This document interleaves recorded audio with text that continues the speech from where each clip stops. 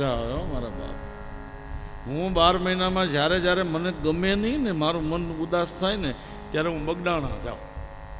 બાપા સીતારામનો પ્રસાદ, હા, લાખો માણસો બગડાણે ગમે, અને હું એ બધાની યારે પંગતમાં જ બેસી જાઉં. અને બગડાણા જેવી દાળ નહીં, બગડાણા જેવો લાડવો નહીં ભાઈ.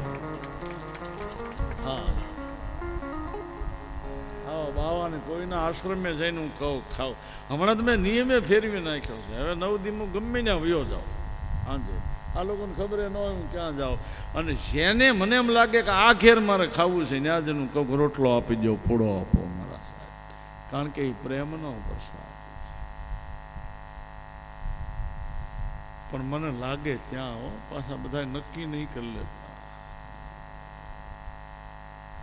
જેના ભોજનમાં સ્વાદ નથી અને જેનું ભોજન નીતિવાળું હોય ને, ત્યાં અમે જમવા તૈયાર છીએ મારા સાહેબ. નીતિવાળું પ્રેમનો પ્રસાદ લેજો.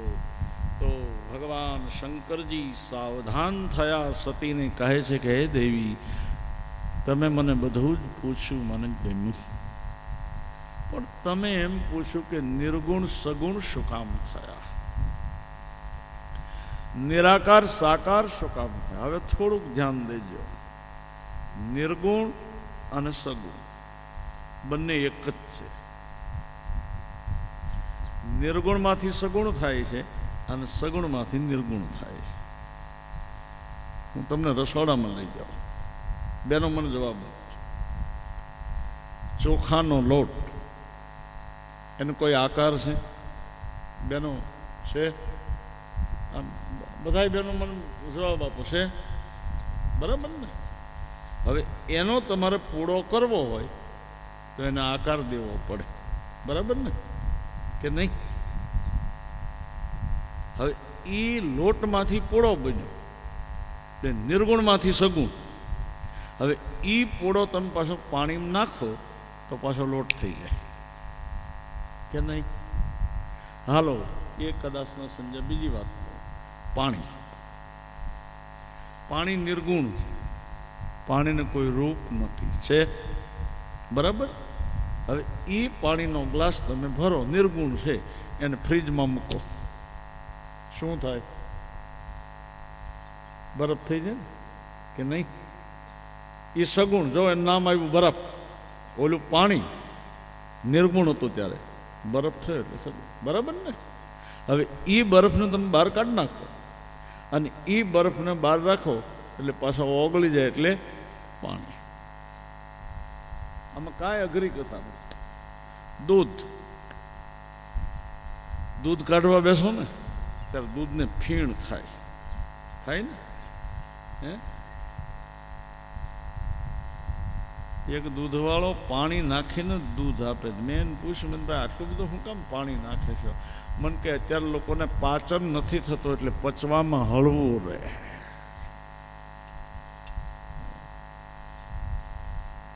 બાપ, નિર્ગુણ એ સગુણ છે અને સગુણ એ નિર્ગુણ. નિરાકાર મોકાર મૂલ્યમ તુર્યમ ગિરા જ્ઞાન ગૌતિત મિશમ મહેશમ. શિવલિંગ નિર્ગુણ છે પણ લિંગ સગુણ છે. લોટ, લોટમાંથી રોટલી થાય અને રોટલીનું તમે વિસર્જન કરો તો લોટ થઈ જાય કે નહીં? મૂળ તો લોટ જ છે ને. અને લોટ એક જ છે. ઘઉંનો લોટ હોય એમાંથી પૂરી થાય, રોટલી થાય, ભાખરી થાય, લાપસી થાય, લાડુ થાય, પણ લોટ તો એક જ છે ને. એમ મારો હરી એક જ છે, એનો આકાર ને નામ અલગ અલગ છે, બાકી લોટ તો એક જ છે. કાંઈ અઘરું નથી ભાઈ આમાં. નિર્ગુણ સગુણ બહુ માતા. હે દેવી, રામ જન્મના 5 કારણો છે. કેટલા? 5. એક, જય અને વિજય નામના પાર્ષદો હતા, વૈકુંઠમાં ચોકી કરતા હતા. સનકાદિક ઋષિ દર્શન કરવા આવ્યા અને સનકાદિકને આ જય વિજય અટકાવ્યા, દર્શન કરવા દીધા નહીં. એટલે આ સનકાદિકોએ એને શાપ આપ્યો કે તમે ભગવાનની સાથે રહો છો પણ તમારી બુદ્ધિ રાક્ષસો જેવી છે, એટલે તમે બંને રાક્ષસ થઈ જાઓ. એક રાવણ બન્યો, બીજો કુંભકર્ણ બન્યો, અને એ બંનેના ઉદ્ધાર માટે રામને માનવ થવું પડ્યું. અટકાવ્યા કોણે? જય અને વિજય. થોડુંક ધ્યાન દઈને હવે કથા સાંભળો. જય અને આજે આપણને કોણ અટકાવે છે? બહુ લોકો જે બોલે ને તો આપણો વિકાસ ન થાય. બહુ જે નહીં બોલાવતા. આજે તો આપણને શોખ છે અમારી જે બોલે, અમારું નામ બોલાય, અમને માન મળે. બહુ જે સારી નથી. બીજું, આજે આપણા વિકાસમાં અટકાવે છે વિજય. કોણ અટકાવે? બધા જ કામમાં આપણો વિજય થાય ને તો આપણને અભિમાન આવે કે હું સિકંદર છું, પણ 5 કામમાં 1 થાય ને 4 ન થાય ને તો લોકો ભગવાનને માને. બધા જ કામ સફળ નહીં થાય. બીજું કારણ, રાક્ષસ જાલંધર. એની પત્ની વૃંદાના સતી તત્વથી સમાજને ત્રાસ આપતો. રાક્ષસોને છે ને એક જ કામ ત્રાસ આપવાનું. જે બીજાને પીડા આપે, હવે ધ્યાનથી સાંભળો, બીજાને પીડા આપે, બીજાને દુઃખ આપે અને બીજાને દુઃખ આપીને રાજી થાય, એનું નામ જ રાક્ષસ. રાક્ષસ એટલે 10 બાય 10નું સાધન નથી, કટલેરીમાં તૈયાર મળે. એ કાંઈ અટવાડામાં ન મળે. અટવાડામાં મળે કોઈ દી 10 રૂપિયાનો રાક્ષસ આપો?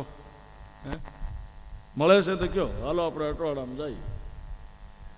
રાક્ષસનો અર્થ કર્યો કે સાક્ષર હોય, ભણેલો હોય, જાણતો હોય અને છતાં પાળે નહીં અને વિરોધ કરે એનું નામ રાક્ષસ. સાક્ષરો નતો રક્ષંતી ઇતિ રાક્ષસ. વ્યાકરણમાં આવે છે મારે કે સાક્ષર છે, ખૂબ ભણો પણ ભણ્યા પછી ધર્મને ભૂલતા નહીં. ભણ્યા પછી મારા મિત્રોને વિનંતી, મા બાપને ભૂલતા નહીં. ત્રીજું, ભણ્યા પછી જન્મભૂમિને ભૂલતા નહીં.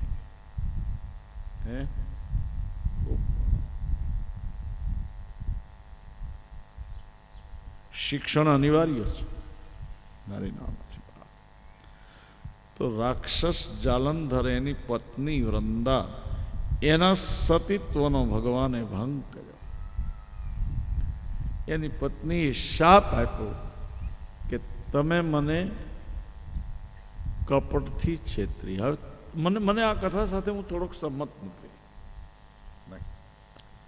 આ પુરાણની કથા છે અને પુરાણ છે ને એ બધું સાચું નથી કહેતું. મારો ભગવાન કોઈના નિયમ તોડાવે નહીં. તમે નિયમ લો તો એ તોડાવે નહીં. હા, કસોટી થાય તમારી. મેરામણ માજાન મૂકે સેલૈયો. તમે જે નિયમ લો ને એને ભગવાન નો તોડાવે નહીં. પણ માનો કે આ એક ઘટના ઘટવાની હતી એટલે આરામ હોતા નક્કી એક સતીના કહેવાથી થયો. જો ધ્યાન આપજો. પહેલું કારણ સંત સનકાદિકના કહેવાથી રામ જન્મ્યા. બીજું કારણ સતી. આ દેશની બહેનોએ રામને જન્મ આપ્યો. કોણે જન્મ આપ્યો? આ દેશની મહિલાઓએ. અને બહેનો છે ને એ ત્યાગનું સ્વરૂપ છે. હા, માતૃદેવો ભવ. ત્રીજું કારણ, હે ઉમા, નારદજીએ ભગવાનને શાપ આપ્યો અને શાપને કારણે રામને માનવ જન્મ લેવો પડ્યો. એટલે સતીએ એમ પૂછ્યું કે મહારાજ, નારદજી તો ભગવાનના ભક્ત છે અને ભક્તએ શું કામ શાપ આપ્યો? ત્યારે અહીંયા શંકર ભગવાન એક વાક્ય બોલ્યા કે જે લોકો સ્તુતિ કરે એ જે વખાણ કરે એ જ પાછા ગાળો દેનારા હોય, એટલે વખાણવાળાથી સાવધાન રહેજો. એ ક્યારેક આપે નહીં, એનું કઈ નક્કી ન કહેવાય. તો નારદને લગ્નની ઈચ્છા થઈ. ભગવાને નારદજીને વાંદરાનું રૂપ આપ્યું. માયામાં એક કુમારીને પરણવાની ઈચ્છા થઈ, અને એ કુમારી કોઈ નહોતી, લક્ષ્મીજી હતા. લક્ષ્મીજી નારાયણને પરિણ્યા, નારદજીને ન પરિણ્યા. નારદજીએ શાપ આપ્યા, 3 શાપ આપ્યા ભગવાનને. કેટલા? પહેલો શાપ કે મહારાજ તમારે માનવ અવતાર લેવો પડશે, જો સંતના કહેવાથી. બીજો શાપ કે તમે મને વાંદરાની આકૃતિ આપી, તમે મને વાંદરા જેવું રૂપ આપ્યું, તો જ્યારે તમે રામ બનશો ત્યારે કોઈ માણસો તમારી સેવા નહીં કરે, ત્યારે વાંદરાઓ જ સેવા કરશે. આ નક્કી થઈ ગયું બધું. અને ત્રીજું, એક નારીના વિયોગમાં, એક સ્ત્રીના વિયોગમાં તમે મને ભટકાવ્યો, તો જાઉં તમને શાપ આપું છું કે તમારી પત્નીનું હરણ થશે, એટલે સીતાનું હરણ નક્કી છે. જેવા પૂર્વ આયોજન છે આખું. આ બધું જ બન્યું. ચોથું કારણ, મનુ રાજા અને શત્રુપાએ ખૂબ તપ કર્યું. ભગવાન પ્રસન્ન થયા. હે મનુ રાજા, માગી લો. મનુ રાજાએ કીધું કે મહારાજ માગવું તો છે, પણ આવું મગાય? બોલો ને કે મહારાજ મારે તમારી જેવો દીકરો જોઈએ, મારે તમારી જેવો પુત્ર જોઈએ છે. ભગવાન કહે મારી જેવો મારે ક્યાં લેવા જાઓ, કારણ કે ભગવાન જેવું કોઈ છે નહીં. ભગવાન પણ હે મનુ, તમે દશરથ બનશો, મારી માતા શત્રુપા કૌશલ્યા બનશે, અને હું એકલો નહીં, મારા અંશો સહિત અયોધ્યામાં જન્મ લશ. આ નક્કી. પાંચમું કારણ, પ્રતાપ ભાનુ નામનો રાજા હતો. એણે બધા જ રાજ્યોને જીતી લીધા. એના દુશ્મનોએ કપટ કર્યું. બ્રાહ્મણોને ભોજન માટે બોલાવ્યા. એના દુશ્મનોએ બ્રાહ્મણોને ભોજનમાં માંસ રાંધ્યું. ખબર નથી આ રાજા. જ્યાં બ્રાહ્મણો જમવા બેઠા, આકાશવાણી થઈ, હે ભૂદેવો, હે બ્રાહ્મણ દેવતાઓ, તમે કોઈ જમતા નહીં, આમાં માંસ છે. અને બ્રાહ્મણોએ કાંઈ વિચાર ન કર્યો, સીધો શાપ આપ્યો કે રાજન, અમારા ભોજનમાં તે માંસ નાખી દીધું, તું રાક્ષસ થઈ જા, આખા કુટુંબ સહિત તું રાક્ષસ થઈ જા. ત્યારે ફરી આકાશવાણી ઠપકાની થઈ. મહાપુરુષ કે સાધુ જો વગર વિચારું બોલે તો એને ઠપકો આપે છે. હા, સારો માણસ ભૂલ કરે ને તો એને મીઠો ઠપકો દેવો જોઈએ. અહીંયા ઠપકો આપ્યો, હે બ્રાહ્મણ દેવતાઓ, તમે વિચાર કરીને શાપ નથી આપ્યો. વિપ્રહુ શાપ વિચારી નહીં દેતા. ખેર બ્રાહ્મણો દયાળુ છે, અને એણે પ્રતાપ ભાનુને કીધું કે ભાઈ શાપ દેવાઈ ગયો, પણ જા, અમે તને વચ્ચે એમ કહી છે કે તને મારવા માટે પરબ્રહ્મ પરમાત્મા રામ અવતાર ધારણ કરશે, એટલે તને મોક્ષ મળશે. એ અમારું વચન છે, તને મોક્ષ. આ પ્રતાપ ભાનુ રાવણ બન્યો, એનો ભાઈ કુંભકર્ણ બન્યો, અને એનો મંત્રી હતો એ વિભીષણ બન્યો. રાવણે ખૂબ તપ કર્યું. જો રામાયણમાં પહેલા રાવણને જન્મ આપ્યો છે. સમાજમાં પહેલા રાવણ આવે, પછી જ રામ આવે. પહેલા રામ ન આવે. બ્રહ્માજીએ રાવણને કીધું કે માગી લે. રાવણે કીધું કે મારું મરણ ન થાય, અસંભવ. રાક્ષસ છે ને, એને લોભ બહુ હોય. એટલે બ્રહ્માજી કીધું તારું મરણ તો થશે જ, માનવ અને વાનરને હાથે તારું મરણ છે. રાવણે કીધું કે જોયું જશે, વાંદરાને તો ખાઈ જશે. હવે કુંભકર્ણ એનો ભાઈ તપ કરે છે, ત્યાં ગયા બ્રહ્માજી. કુંભકર્ણને ઇન્દ્રાસન માગવાની ઈચ્છા હતી. ઇન્દ્રાસન. બ્રહ્માજી વિચાર કર્યો કે આ પાપીને દેવાય નહીં, લાયકાત વાળાને દો. બાકી લાયકાત વગરના લોકોને સુખ મળે, સંપત્તિ મળે કે સત્તા મળે તો એ લોકોને પીડા આપે, લોકોને ત્રાસ. એટલે સરસ્વતીને બોલાવીને કીધું કે તમે કુંભકર્ણની બુદ્ધિ બગાડો. એટલે ઇન્દ્રાસનને બદલે માગ્યું નિંદ્રા. વર્ષમાં એક જ વાર જાગવાનું. રાવણે કીધું કે મહારાજ મારા ભાઈને સંસારની શું ખબર પડશે, એ સૂતો જ રહેશે. તમે જોજો જે બહુ સૂવે ને એને બહુ અકલ ન હોય ભાઈ, એને બહુ ભાન ન હોય. કારણ કે એના તંતુઓ જ બધા સુવાવાળા.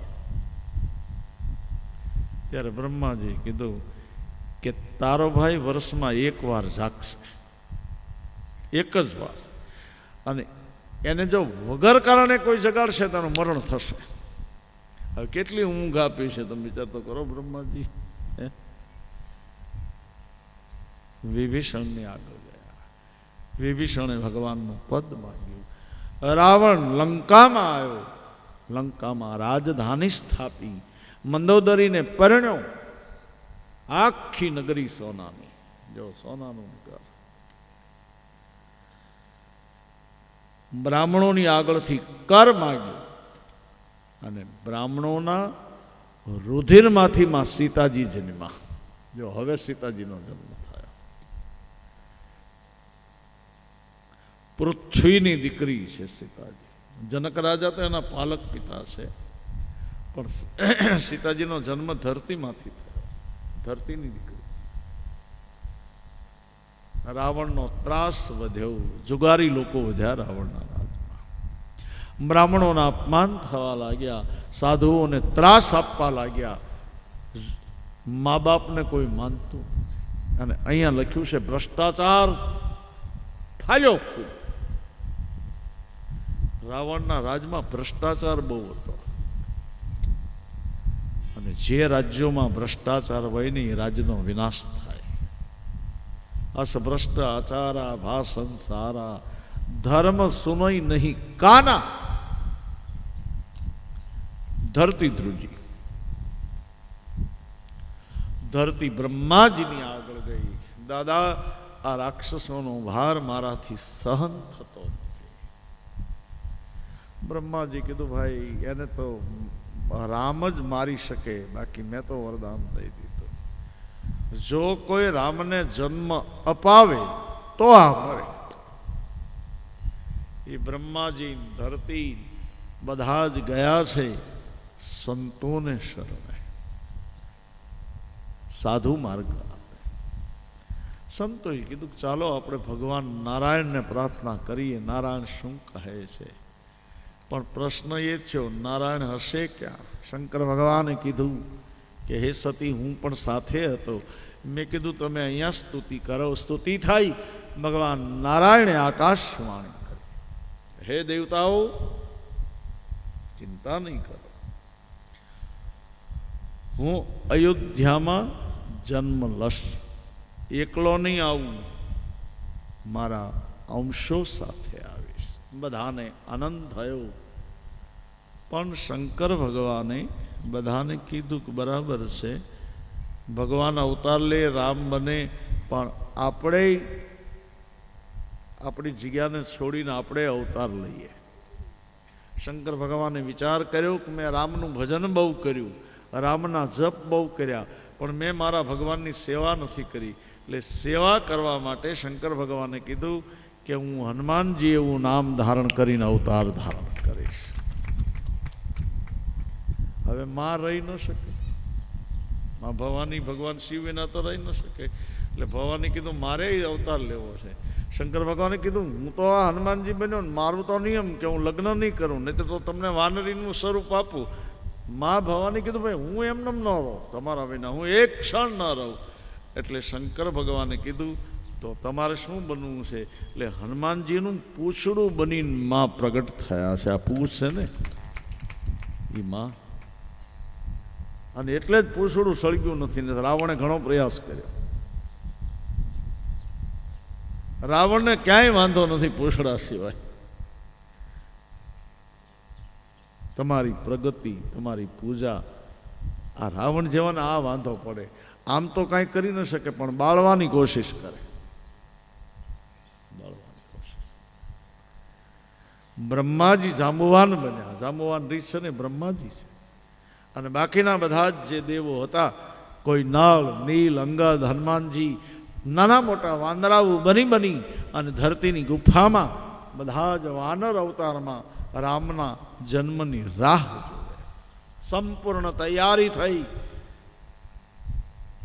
અને હવે તુલસીદાસજી મહારાજ આપણને લઈ જાય છે અયોધ્યાપુરી.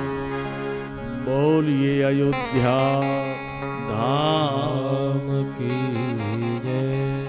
અવધપુરી રઘુકુલ મની રાવુ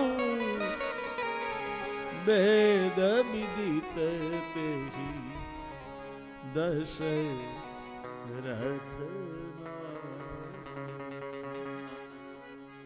ધર્મ ધુરંધર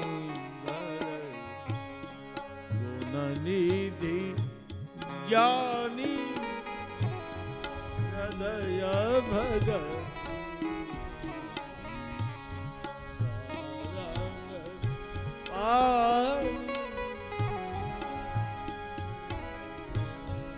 અવધપુરી રઘુ કુલમાની રામ. અયોધ્યા ધામ છે, ત્યાં મહારાજ દશરથજી રાજ્ય કરે. મહારાજને 3 રાણીઓ, કૌશલ્યા, કઈ રાજાનું જીવન કેવું. મહારાજના જીવનમાં ધર્મ છે. મહારાજના જીવનમાં ગુણ છે. મહારાજના જીવનમાં ભક્તિ છે. અને મહારાજના સંસારમાં પૂજા છે. આપણા સંસારમાં ધર્મ હોય, ગુણ હોય, ભક્તિ હોય અને ભગવાનની પૂજા હોય ને તો આપણા દીકરાઓ રામ થઈને જન્મે. આ સંસારમાં 4 વસ્તુ હોવી જોઈએ. ધર્મ હોવો જોઈએ આપણા ઘરમાં, પછી આપણામાં ગુણ હોવા જોઈએ, ત્રીજું આપણામાં ભક્તિ હોવી જોઈએ, અને ચોથું આપણો સંસાર સારો હોવો જોઈએ.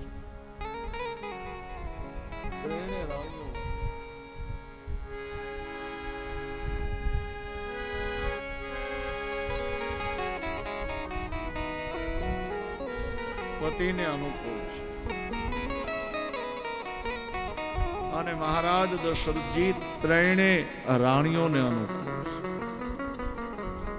દરેક બહેનો એના પતિને અનુકૂળ રહે અને દરેક પુરુષ એની પત્નીને અનુકૂળ રહે ને એને ઘેર રામ જન્મે.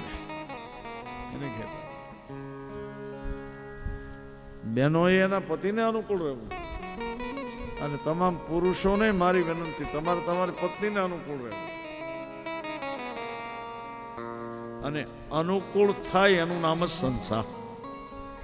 બંને પૈડ્યા સરખા હોવા, એક પૈડું મારુતિનું ને એક પૈડું એસટીમનું ગાડી ન ચાલે. હે, બંનેના પૈડા સમાન. મહારાજના જીવનમાં વધુ જ છે. સુખી છે, સંપન્ન છે. મહારાજના જીવનમાં કોઈ ખામી નથી. પણ દશરથજીને દીકરો નથી. વાલ્મીકી રામાયણમાં લખ્યું છે કે મહારાજને એક દીકરી છે. દીકરી તો હતી જ, અને એ દીકરીનું નામ છે શાંતા. વાલ્મીકી રામાયણ. દીકરો નથી. પણ મહારાજને ક્યારેય એમ થયું નહીં કે મારો દીકરો નથી.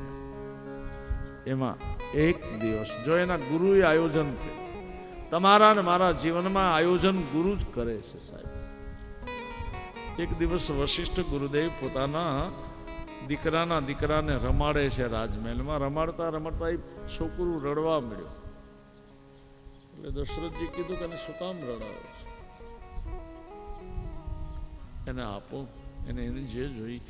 એટલે ગુરુદેવે કીધું એને કોઈ વસ્તુ નથી જોતી, પણ હે રાજા એની સાથે રમવા વાળું કોઈ નથી. છોકરાની સાથે નાના નાના છોકરા રમવા વાળા હોય ને તો એટલે દશરથજી કહે મહારાજ હું સમજ્યો નહીં કે રાજન તમારે દીકરો નથી. જો આ ગુરુ તમારે દીકરો.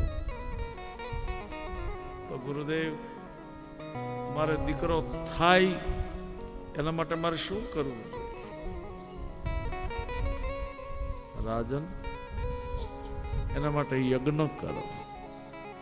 જેને સંતાન ન હોય અને એ જો ભાવથી યજ્ઞ કરે ને તો આજે દીકરો આપે. આજે વર્તમાન યજ્ઞ કરો. યજ્ઞ કર્યો, શૃંગી ઋષિને બોલાવી. બીજા યજ્ઞમાં યજમાન આહુતિ આપે, ત્યારે અહીંયા ગુરુએ આહુતિ આપી. તમારા અને મારા જીવનમાં જ્યારે ગુરુ આહુતિ આપે ને ત્યારે રામ જેવો દીકરો જન્મે. મારા સાહેબ રામ સદગુરુ આહુતિ આપે. યજ્ઞ પ્રગટ થયા અને યજ્ઞ નારાયણે પ્રસાદ આપ્યો. લ્યો રાજા, આ તમારી પત્નીને આપજો, આ ખાવાથી દીકરો થશે. ખીરનો પ્રસાદ આપ્યો. શાનો પ્રસાદ આપ્યો? ખીર. બેનો, ખીરમાં 3 વસ્તુ હોય, બરાબર ને? મેં કીધું ને કલાબેને અમારે હરિદ્વાર ખીર આપી, મજા આવી ગઈ. આપણી ખીર ને ત્યાંની ખીર બહુ જુદી. એ બદામ ને કેસર ને મજા આવી ગઈ. 100 વાટક્યા ખાધી અમે. હું ખાઉં નહીં. અને આવી ખીર હોય તો ખવાય ભાઈ. દૂધ ચોખા ભેગા કરીને ન ખવાય. થોડું ખાવાનું પણ સારું. ખીરમાં 3 વસ્તુ હોય: દૂધ, ખાંડ અને ચોખા. બરાબર ને બેનો?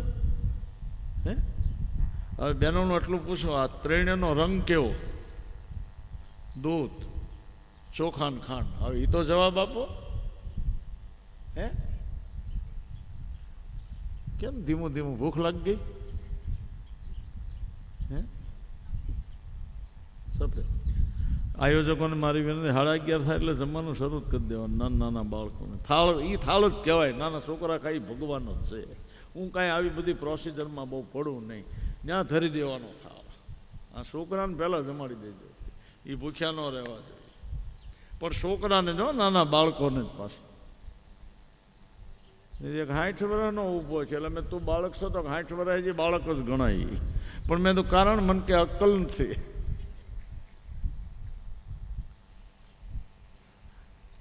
મને આવું સારું બહુ આવે. દિલીપભાઈ,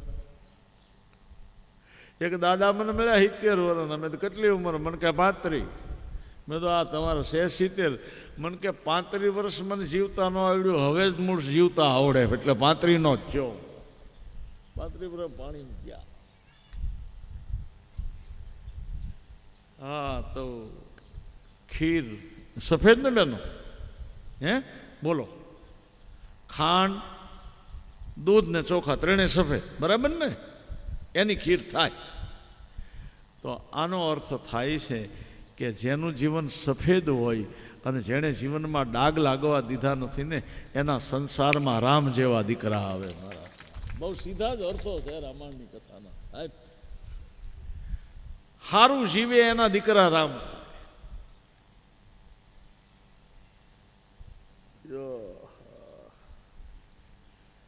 કૌશલ્યાને પ્રસાદ.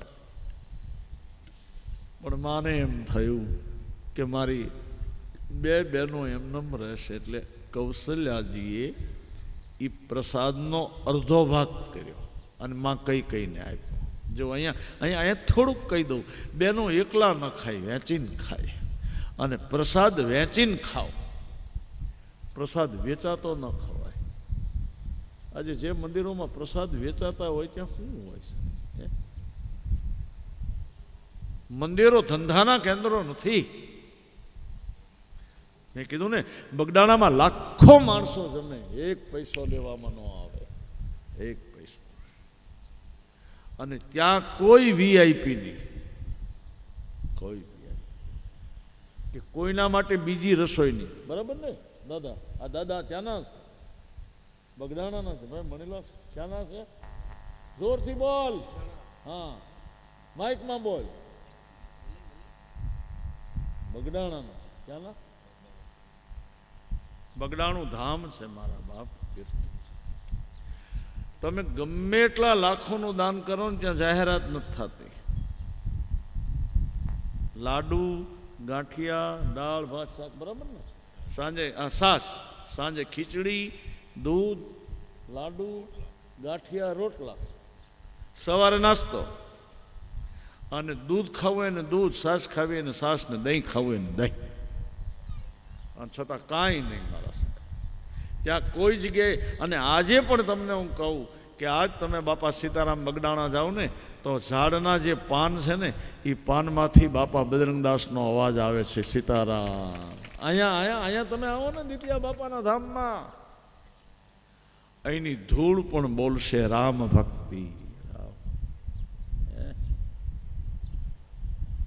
મારો બગડાણામાં લાખો માણસો પૂજ્ય બજરંગદાસ બાપાની પ્રતિષ્ઠા કરીને 40 લાખ માણસો હતો.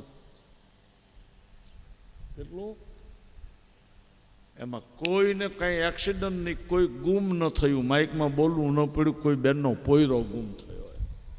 અને એક જ ધારી રસોઈ, એક જ ધારે. જાજો બગડાણા પૂજ્ય બાપાને મારા વંદન. અને મારા ઉપર તો ભગવાને બહુ દયા કરેલી છે. હું પહેલું ધોરણ બગડાણા ભણ્યો અને બાપાના ખોળામાં રમેલો છું હું. મારા સાહેબ બાપા બેસતા, એ ઓલી પીપરમેન્ટ ઉડાડતા. હવે અત્યારેથી પીપરમેન્ટ મળતી, એ પીપરમેન્ટ અમારા માથામાં મારતા. અને બીજું બાપાના દર્શનનો એક તમને પરચો કહી દઉં કે બજરંગદાસ બાપા જ્યારે જમવા બેસે ને, ધૂળમાં બેઠા હોય. અમારે હરજોન દાદા એને જમાડવા, મોટા ભાઈ. અને બાપા એકલા નહોતા જમતા. બાપા જમવા બેસે ને ત્યારે એક જણને ત્યાં બેસવું પડતું. કારણ કે બાપા જમે એની સાથે કૂતરો જમે, અને એની સાથે અમારે એક ડાયો ગાંડો. તમે જોયેલો દાદા? હે, એ ડાયાને ગોતીને પાગલ, કૂતરો અને બજરંગદાસ બાપા જમતા. એને કૂતરામાંય રામ દેખાતા હતા અને પાગલમાંય રામ દેખાતા હતા. એટલે આજે બગડાણામાં એના મંદિરો છે સાહેબ.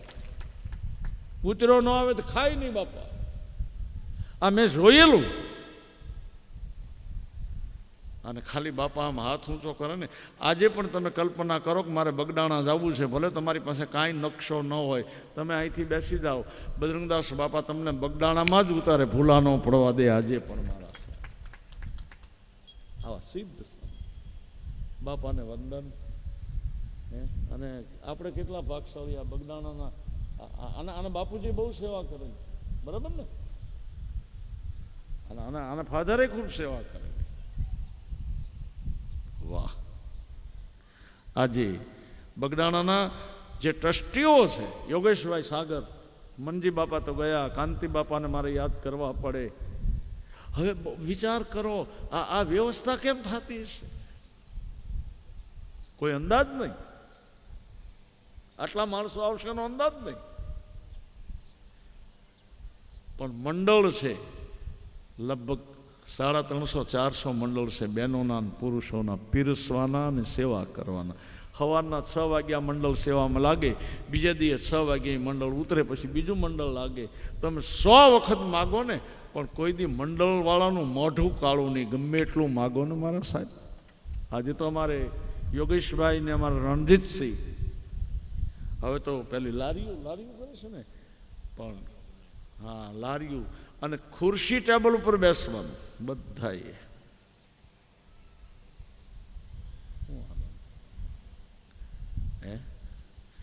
જો તમે ભાવ લઈને જાઓ ને તો બજરંગદાસ બાપા તમારા સપના પૂરા કરે. દ્વિતીયો બાપો સપના પૂરા,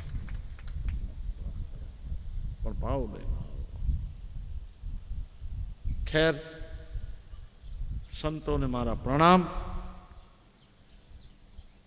પ્રસાદ લેજો, પ્રસાદ લેજો.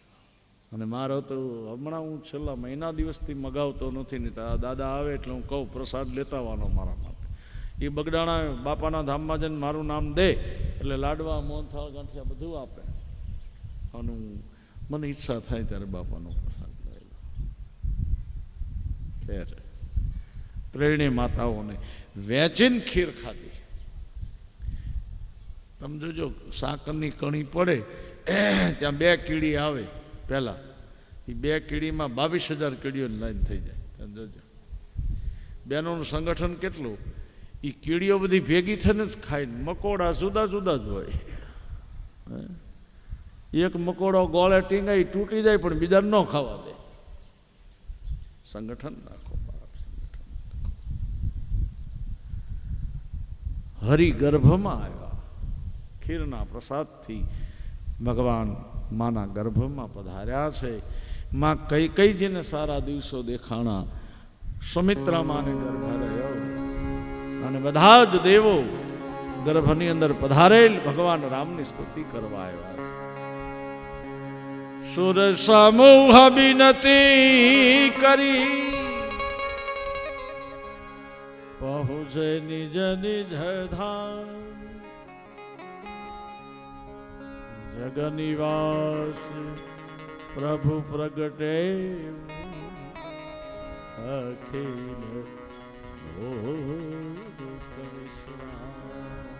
બધા દેવો સ્તુતિ કરી કરીને વિદાય થયા. અને ભગવાને વિચાર કર્યો કે બધા એના ધામમાં જાય ને ત્યારે હું જન્મ લઉં. અને ચૈત્ર માસ ચાલે, શુક્લ પક્ષ, અભિજીત મુહૂર્ત, નથી ઠંડી નથી ગરમી. આ ટાઈમ છે. નવમી તિથિ મધુ માસ પુનીતા શુક્લ પક્ષ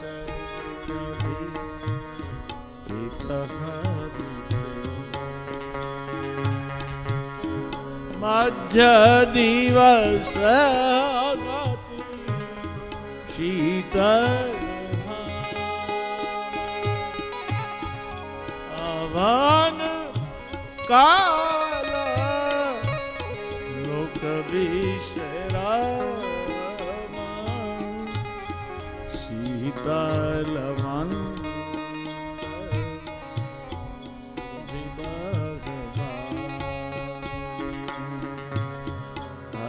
શીત સુરસન.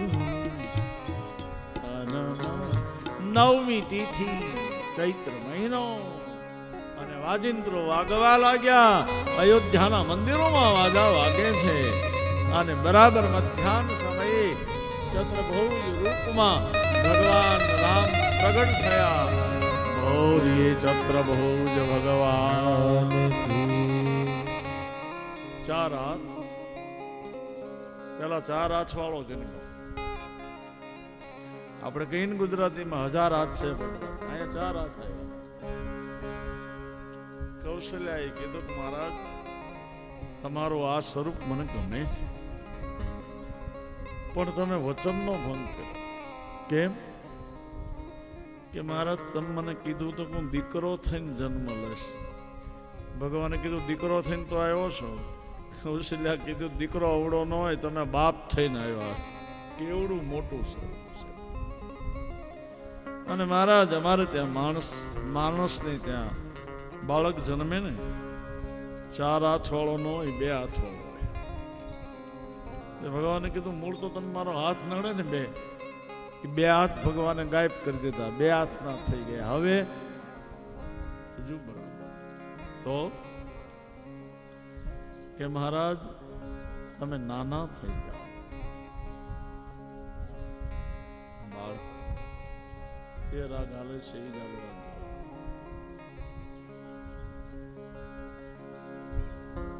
કયો રાગ ગાય?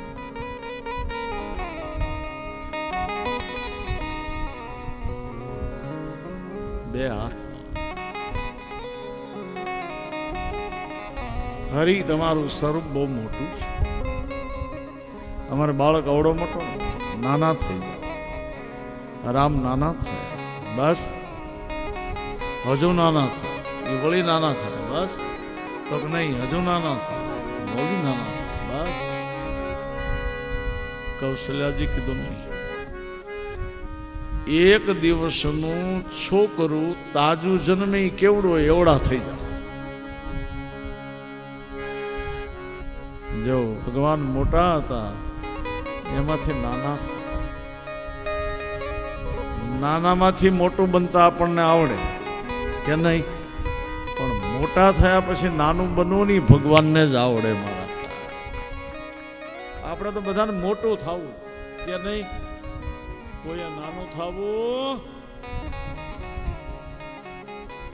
એ મારો હરી કરીશ. એક દિવસનું બાળક હોય એવડા ભગવાન, બસ. હવે ના લાગુ છું એક દિવસનો. કૌશલ્યાજી કીધું નહીં. કેમ કે બન્યા છો એક દિવસના બાળક જેવા, પણ બોલો છો 20 વર્ષના યુવાન જેવું.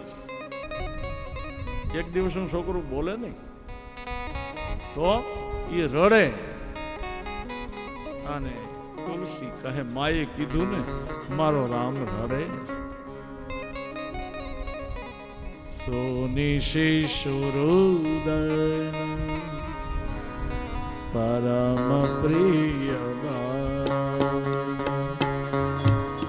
સંભ્રમ ચલિયા સબરા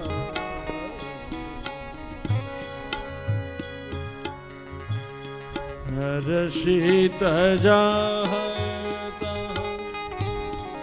ધાયી દાસી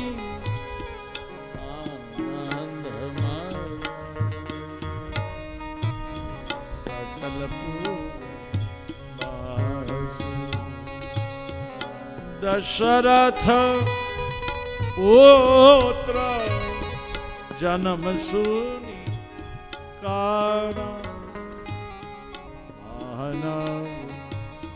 બ્રહ્મા નંદ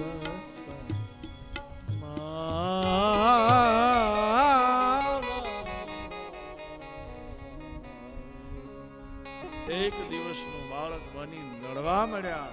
દાસીઓ દોડવા લાગી કે શું રડે છે, કોનો? એલા ભાઈ કૌશલ્યાને લાલો થયો, વધાય હો. કઈ કઈને એક લાલો જન્મો, કઈ કઈને લાલો ભયો, વધાય હો. સુમિત્રાને 2 લાલા થયા, વધાય હો, વધાય હો. એવા વાયા ને વાદ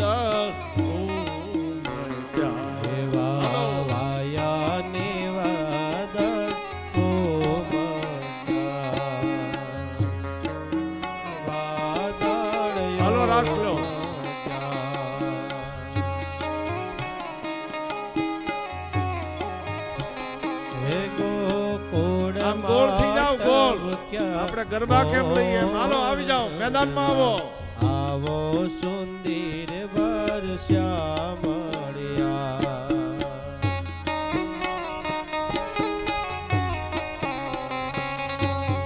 ઓ તમે મળવા તે નાવો શા માટે?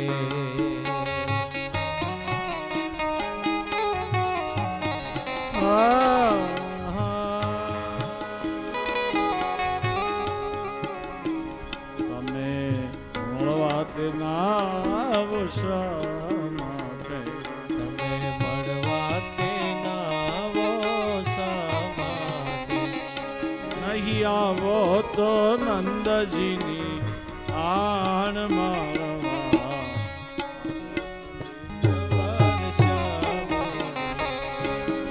આવો તો નંદજી આણ મળવા, આવો સુંદર પાણું લાવ્યા છો, પાણું ક્યાં સોડાવું છું?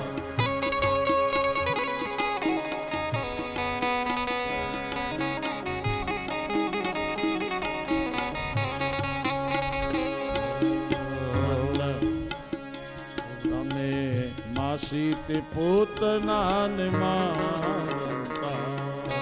માસી તે પોતના તમે છો ચિતડાના ચોર રે માળવા, આવો સુંદર વારસા. તમે છો આવો. આવો સુંદર વારસા.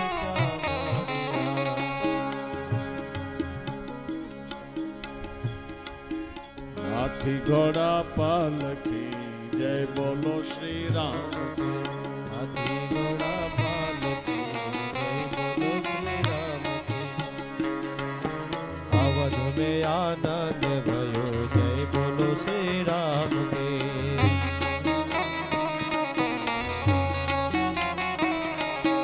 अवध में आनंद भयो जय बोलो श्री राम की.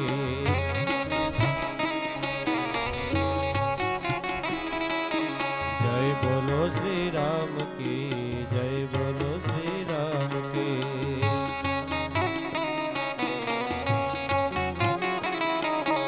अवध में आनंद भयो जय बोलो श्री राम की.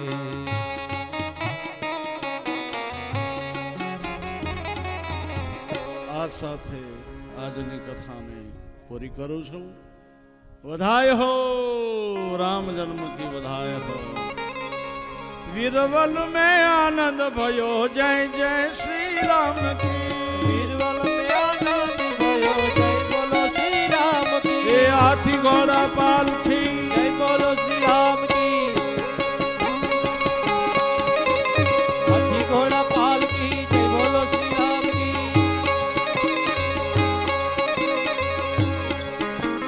वीरवल में आनंद बोलो जय बोलो श्री राम की. हाथी घोड़ा पालकी जय बोलो श्री राम की. अवध में आनंद भयो. હાલો.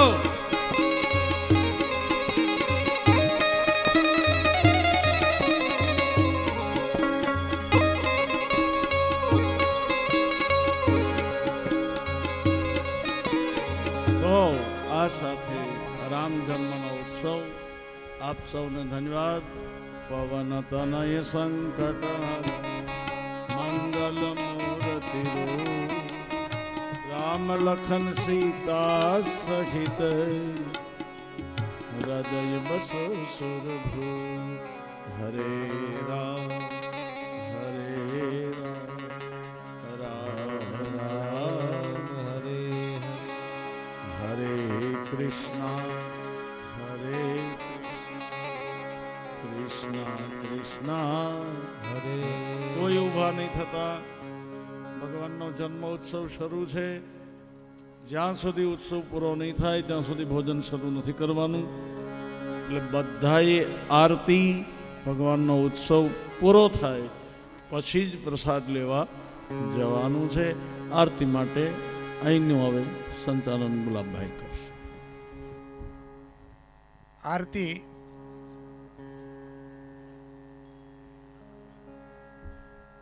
આરતી માટે બહેનો આરતી લઈને આવે અને મુખ્ય યજમાનો છે ને એ ઊભા થઈ જાય. જમુભાઈ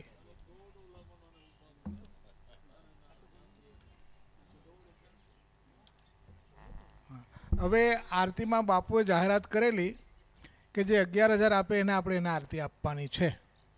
તો 11,000 તો નથી આવ્યા પણ 5,001 આવ્યો છે. તો આપની સંમતિ હોય, આપની મંજૂરી હોય તો આપણે એમને ઉપર મોકલીએ. ભાઈ શ્રી મહેન્દ્રભાઈ ભાંભા તેઓ આરતી માટે વ્યાસપીઠ પર જાય અને સાથે એમના ધર્મપત્ની પણ જાય સાથે.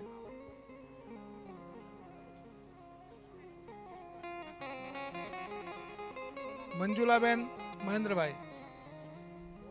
મહેન્દ્રભાઈ રાજમણી પટેલ ભાંભા.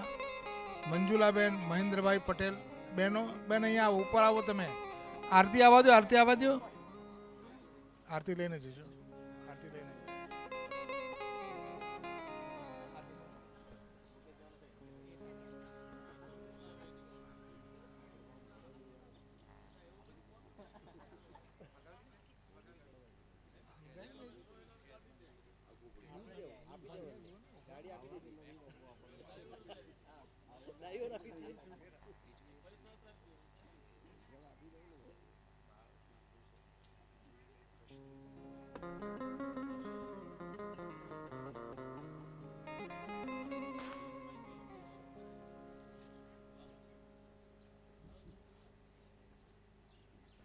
હવે મહેન્દ્રભાઈ અને સજોડે એમના ધર્મપત્ની સાથે મંજુલાબેન સાથે ઉપર વ્યાસપીઠ પર જશે. મુખ્ય યજમાનો પણ જશે. જમુભાઈ નારણભાઈ, એમના ધર્મપત્ની ઈલાબેન જમુભાઈ, ઝવેરભાઈ રણછોડભાઈ, એમના ધર્મપત્ની રમીલાબેન ઝવેરભાઈ, શંકરભાઈ ગુલાબભાઈ, એમના ધર્મપત્ની પાલીબેન, 4 જણ જ ફક્ત વ્યાસપીઠ પર જશે. બાકીના બધા જ આરતી લઈને નીચે રહેશે. તો બધા આરતી લેવા માટે અહીં આવે. ધન્યવાદ મહેન્દ્રભાઈને ધન્યવાદ આપું છું કે જે દશરથ અને કૌશલ્યા બને છે. બીજું કદાચ 1100 કે 2100 આપશે. આ પૈસા નથી, પણ રામ જન્મનો ઉત્સવ ભાવથી આપ ભગવાનને ઝુલાવજો. કાલે અહીંયા પારણું આવશે, એ પારણામાં ભગવાનને કોઈ પણ આવો, આરતી માટે આવી જાઓ. આરતી શરૂ. આરતી માટે કોઈ પણ ભાઈઓ બેઠા છે એમાંથી આવો, બહેનોમાંથી આવો. આરતી કોઈ પણ લઈ શકે છે. આપણે કોઈના નામજોગ બોલાવવા નથી. હવે જગનભાઈ મણિભાઈ ખારવેલથી આવેલા છે. જગનભાઈ મણિલાલ જશોદાબેન જગનભાઈ અહીં આવેલા છે. આવે તો જરા આવેલા હોય તો મારી પાસે. દિનેશભાઈ જયસિંહભાઈ, આરતી લો તમે. આરતી લો.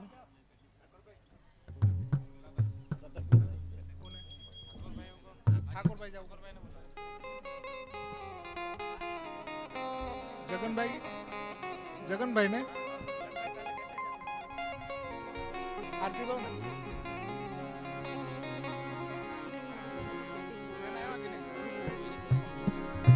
રાજપુરથી વેણીભાઈ, તેઓ સજોડે આરતી લે.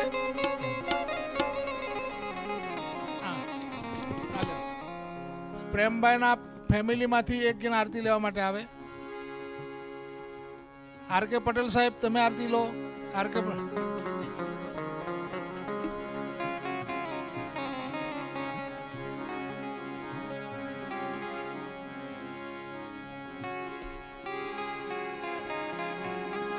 આરતી હજુ આવવા દો. આરતી બોલ રામચંદ્ર ભગવાન કે નિત્યવા દીવડા જગમગ જગમગ થાય.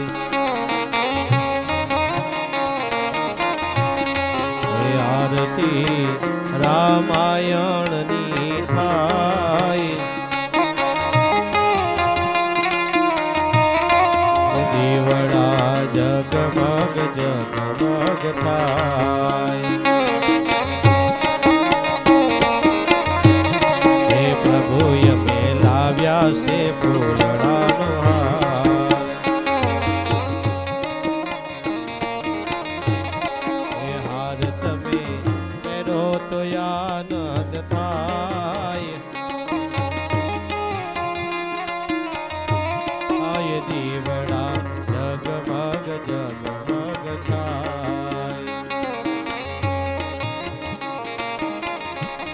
હે પ્રભુ અમે લાવ્યા ભોજનનો થાળ. ભોજન તમે જમો તો આનંદ થાય. આય દીવડા જગમગ જગમગ થાય. હે પ્રભુ તારા ભગતો રે ગુણ લાગાય. પ્રભુ તને લડી લડી લાગે પાય. પ્રભુ તને લડી લડી લાગે પાય. દીવડા જગમગ જગમગ થાય.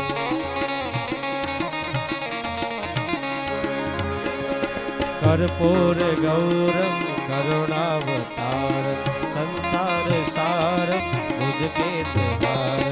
સદા વસંતમ વિદ્યાય વિંદે ભવમ ભવાની સહિતમ નમામિ. મંગલમ ભગવાન વિષ્ણુ મંગલમ ગરુડાધીર મંગલમ મંગલાય સર્વ મંગલ માંગલ્ये શિવે સર્વાર્થ સાધિકે શરણે ત્રંબકે ગૌરી નારાયણી નમોસ્તુતે. નારાયણી નમોસ્તુતે.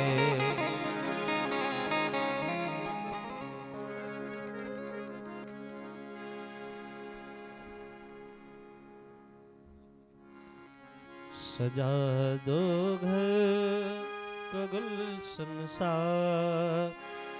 अवध में राम आए हैं सजा।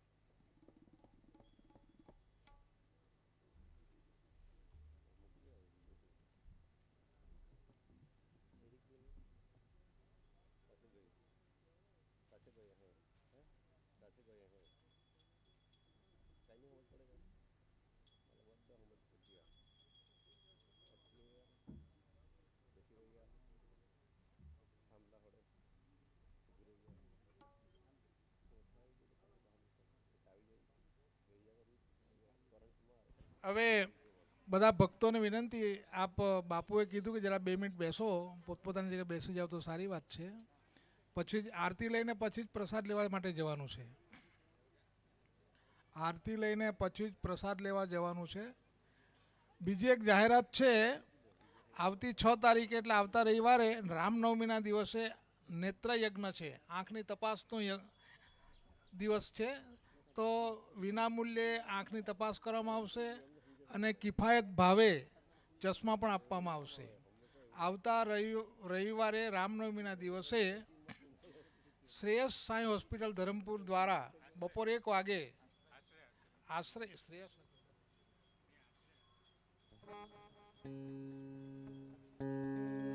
હોસ્પિટલ,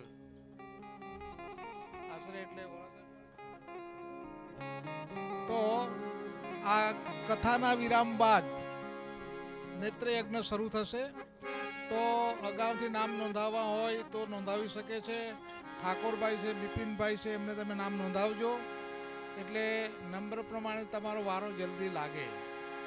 ફરીથી આશ્રય હોસ્પિટલ ધરમપુર દ્વારા 6/4/25ના રોજ આવતા રવિવારે રામનવમીના દિવસે મફત આંખની તપાસ કરવામાં આવશે. ઉપરાંત કિફાયત ભાવે ચશ્મા પણ આપવામાં આવશે.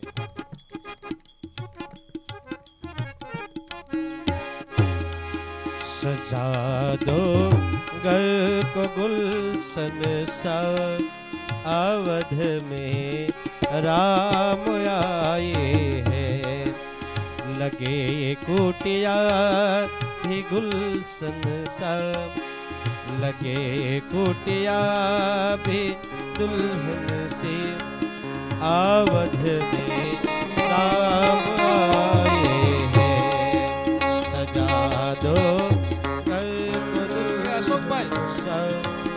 अवध में राम